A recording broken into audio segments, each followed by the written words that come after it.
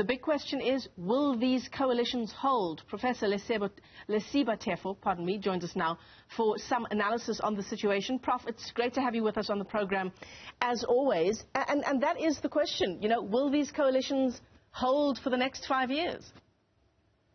Well, they have the potential to hold if yesteryear's experience to go by.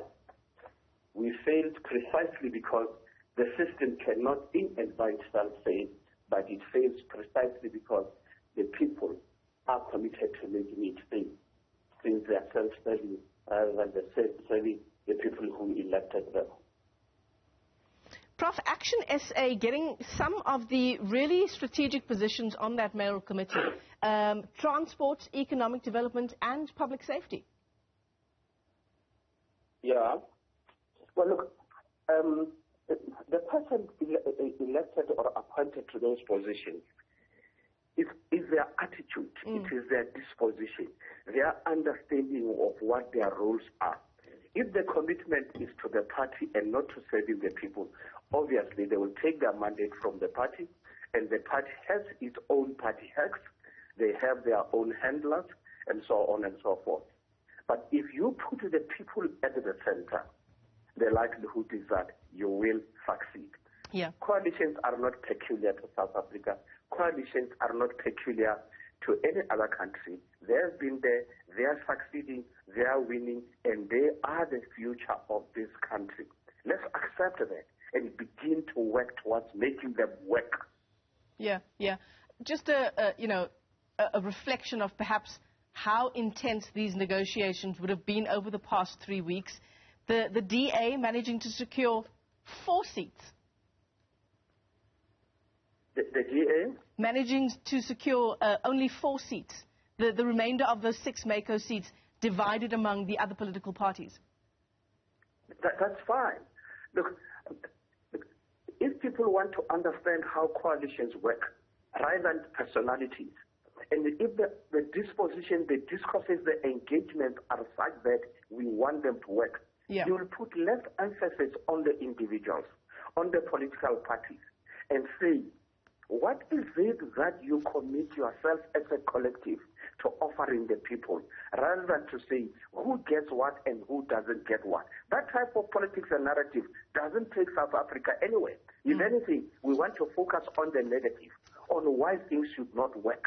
It is like, yes, we are commitment and are desirous for them to work so that we can say they don't work. Yeah. I'm one of those who believe they can work and they will work. That's where lies the future of this country. Yeah. Why are they successful in Germany, in Britain, and many other countries? Incidentally, even some of the political actors in my country are not aware that Angela Merkel, for the past 15, 16 years, was running a successful coalition government. Why don't we know about it? Because it's so smooth, and it works so well, seamlessly. One, politicians do their work as politicians. Administrators do their work as administrators. There is no conflation of state and party. Yeah, yeah. Politicians can play their game, but the administrator will forever remain committed in their office and do the work they are appointed to do. Yeah.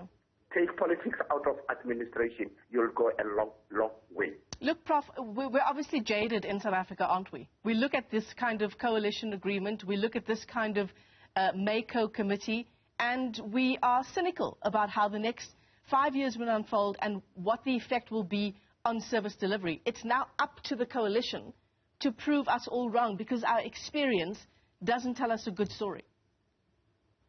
And precisely because you want to be reductive and reductionist as South Africans and assume that you are peculiar and unique, that's why you will fail. I keep saying, unless you take a global approach, you compare and contrast yourself with others, you are not going to learn, you are not going to grow. I keep saying, we are not unique and we are not peculiar. The South African experience tells me the coalitions worked very well. They did, in my own assessment, but collapsed because of greed. And if you take greed out of it, you'll agree with me to work. Somebody by the name of Arthur Trolley a very capable, competent administrator. The people loved him, but the politicians didn't, because he could not allow them to get their fingers in the tip. What brought the Tshwane down? Somebody by the name of an MEC. Even when the court told him, you are wrong, he kept on appealing and appealing, because for him it was about his party and not about the people. Can we talk about those things? Can we accept that the fault is not with the staff, the fault is with us? Prof, so can you give us a sense now of, how things will work in council now, in as far as voting on any particular issue is concerned? The DA obviously can't make decisions on its own. It's going to need a 50+1% to make any decision, whether it's around electricity, whether it's around fixing potholes. That kind of putting the people before politics is going to play a major role in how council is run and how these decisions are made. But that argument would be a little persuasive for me. For now, I'm saying, I hear the EFF say, we want it to work. I hear SA South Africa say, we want it to work. Because if it works, then we have a strong chance to bring down a common enemy, which they regard as the ANC is 2024. So begin to accept that there could be a commitment with the ultimate trophy being 2024. They might say, yes, I would not have voted for this and for that. But what is the ultimate trophy? For me, it's 2024, bringing down the ruling party. Professor Lesiba Teffo, as always, thanks very much for your analysis on some of the big political stories that we're tracking around the country. He joins us via our telephone line, as you can see there, this Tuesday morning.